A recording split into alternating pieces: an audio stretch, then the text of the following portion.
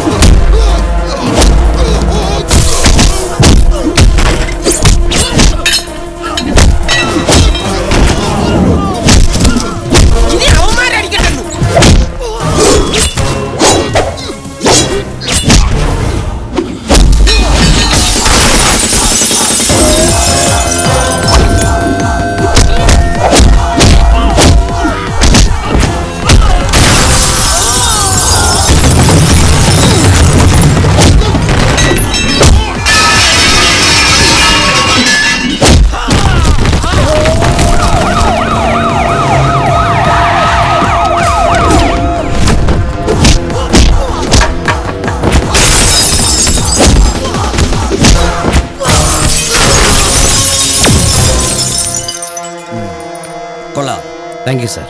ഇവർക്കെതിരെ ഒരു കംപ്ലൈന്റ് കൊടുത്താൽ ബാക്കി കാര്യം ഞാൻ ഏറ്റു. അതിന് കംപ്ലൈന്റ് തരേണ്ടത് ഞാനല്ലല്ലോ. പിന്നെ അത് ഒരു പാവപ്പെട്ട കോടീശ്വരനെ കുറെ ആളുകൾ ഓടിച്ചിട്ട് കൊല്ലാൻ ശ്രമിച്ചപ്പോൾ ഞാൻ ഇടപെട്ടു, അത്രേ ഉള്ളൂ. എന്നിട്ട് ആ പാവപ്പെട്ട കോടീശ്വരൻ അവിടെ? കോടീശ്വരൻ അവിടെ മറിഞ്ഞിക്കണോ സാർ? മിസ്റ്റർ വരണം. ഇടുവന്നേ. പനിയാണെന്ന് കള്ളം പറയാം, അപ്പൊ ഇടി കിട്ടൂല. സാർ നമസ്കാരം. വിളിക്കണോ? ഇയാൾ ഇങ്ങോട്ട് വരും. Present sir. തന്നെ എന്തിനാ ഗുണ്ടകൾ ആക്രമിച്ചത്? എന്നെയോ? പിന്നെ എന്നെയാണോ ആക്രമിച്ചത്? എന്നെയാണെങ്കിൽ ഇപ്പൊ ഇവിടെ പറയണം. അഴിയണം, വകുപ്പ് പറയാ. അയ്യോ, എനിക്ക് രക്ഷപ്പെടാനുള്ള വകുപ്പ് മതി, എനിക്ക് പരാതിയില്ല. തനിക്ക് പരാതി ഉണ്ടെന്ന് പറഞ്ഞോട്ടല്ലേ ഞാൻ ഇതിൽ ഇടപെട്ട് അവരെ തല്ലിപ്പിടിച്ചോക്കെ. അതിലെനിക്ക് പരാതിയുണ്ട്. ഇന്നാലെ പരാജയം വാങ്ങും. അല്ല, പരാതി കൊടുത്ത് അവരൊക്കെ അകത്താവും. അല്ലെങ്കിൽ താനകത്താവും. ഇവിടെ ഒരു സൈൻ ഇട്ടാ മതി, ബാക്കി ഞാൻ എഴുതി ചേർത്തോളാം. Okay, thank you. Let's go. ശരി സാർ. താനെന്താ പോലീസുകാർക്ക് എന്നെ ഒറ്റ കൊടുക്കാഞ്ഞത്?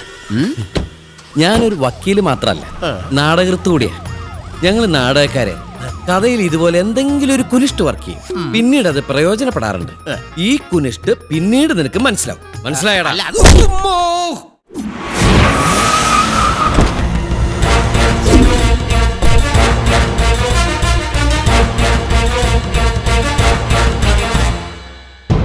ഞാൻ രാജമല്ലിക.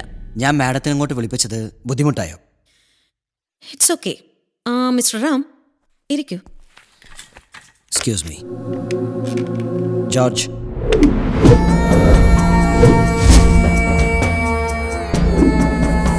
സിറ്റിയിലെ കുപ്രസിദ്ധരായ ഗുണ്ടകളാണിവർ.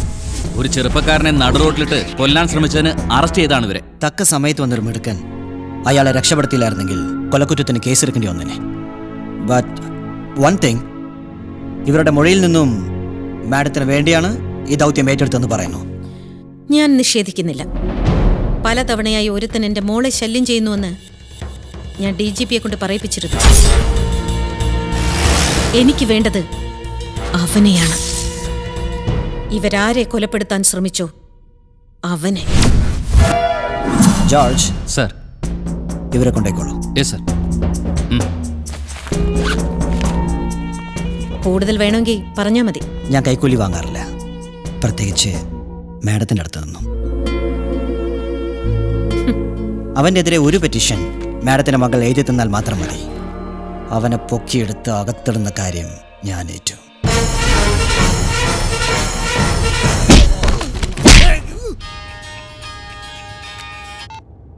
ഞാൻ ASP മധുറാം. Good morning. ഞാൻ അവനെ കസ്റ്റഡിയിൽ എടുത്തിട്ടുണ്ട്. കൂടുതൽ തെളിവെടുപ്പിനായി അങ്ങോട്ട് കൊണ്ടുവരാം. വേണ്ട വേണ്ട, എനിക്ക് അവന്റെ മുഖം കാണുന്നതേ വെറുപ്പ. ഒരു 5-8 കൊല്ലം അകത്ത് കിടക്കണം അവൻ. അതിനുള്ള വകുപ്പുകൾ ഞാൻ ഇവന്റെ തലയിൽ കെട്ടിവെച്ചോളൂ. തലയിൽ എന്ത് വേണോ കെട്ടിവെച്ചോളൂ. ഇപ്പൊ ഇറുക്കി പിടിച്ച കാലൊന്ന് മാറ്റി തന്നാ മതി. May I come in sir? ഞാൻ അഡ്വക്കേറ്റ് KV പണിക്കർ. ഒരു പ്രതിയെ ജാമ്യത്തിലെടുക്കാൻ വേണ്ടി വന്നതാ. ഏത് പ്രതി? ആ പ്രതി സാറിന്റെ കാലിന്റെ ഇടയിലുണ്ട്. ഏത് വകുപ്പ് പ്രകാരമാണ് ഇയാൾ അറസ്റ്റ് ചെയ്തിരിക്കുന്നത്? എന്താണ് പ്രതിയുടെ പേരിൽ ചാർജ് ചെയ്തിരിക്കുന്ന കുറ്റം? എനിക്കറിയണം. സ്ത്രീ പീഡനം. സ്ത്രീ പീഡനോ? അതെ, പീഡിപ്പിക്കപ്പെട്ട പെൺകുട്ടി നേരിട്ട് എന്ന പരാതിയുടെ അടിസ്ഥാനത്തിലാണ് ഈ അറസ്റ്റ്. ഏതാണ് ആ പെൺകുട്ടി?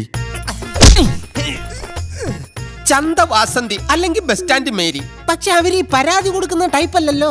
സാറിന് തെറ്റുപറ്റിയതാവും. അല്ല, ഇത് രാജാസ് ഗ്രൂപ്പിന്റെ MD രാജമല്ലിക മാഡത്തിന്റെ മകളെ പീഡിപ്പിച്ച കേസാ. രാജലക്ഷ്മിയോ? ആ, സത്യമാണോ ഹംസേ? എനിക്കറിയില്ല സാറേ, ഇവന് ജാമ്യം വേണ്ട സാർ. പണിക്കർ സാറേ. പറയണ കേക്ക്. ഒരു മിനിറ്റ് സാറേ. മോനങ്ങ് വന്നേ. മോനെ ഹംസേ, നീ പീഡന കാര്യത്തിൽ ഇത്ര മിടുക്കനാന്ന് ഞാൻ കരുതിയില്ല. കഴിഞ്ഞ 3 മാസമായിട്ട് മൂത്രം ഒഴിക്കാനല്ലാതെ വേണ്ട, ഞാൻ വേണ്ട. നീ ഒന്നും പറയണ്ട, നീ പീഡിപ്പിച്ചു. എടാ പൊട്ട, ഇത്രയും വലിയൊരു സുവർണാവസരം ആ പെണ്ണിനെ കെട്ടാൻ ഇനി വേറെ കിട്ടും. അതുകൊണ്ട് നീ കുറ്റ ഏക്കുന്നു.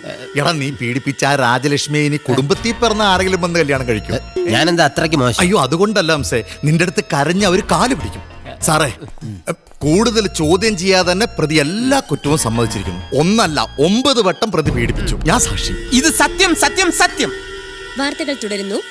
രാജാസ് ഗ്രൂപ്പ് ഓഫ് കമ്പനീസിന്റെ MD രാജമല്ലികയുടെ മകൾ രാജലക്ഷ്മിയെ പീഡിപ്പിച്ചതായുള്ള പരാതിയുടെ അടിസ്ഥാനത്തിൽ ASP മധുറാം ചന്ദഹംസ എന്ന യുവാവിനെ അറസ്റ്റ് ചെയ്തു. പ്രതി കുറ്റം സമ്മതിച്ചു. എന്തൊരു ചോദ്യമായത്! പെൺകുട്ടിയുടെ സമ്മതമില്ലാതെ വിവിധ സ്ഥലങ്ങളിൽ വെച്ച് എനിക്ക് പീഡിപ്പിക്കാൻ കഴിയുമായിരുന്നു. എത്ര വട്ടം പീഡിപ്പിച്ചു എന്നതിന്റെ കണക്കൊന്നും ഞാൻ സൂക്ഷിച്ചിട്ടില്ല. ഒരുപക്ഷെ കറക്റ്റ് കണക്ക് ആ പെൺകൊച്ചിന് അറിയാമായിരിക്കണം. പെൺകുട്ടിക്ക് സമ്മതമാണെങ്കിൽ ഒരു ജീവിതം.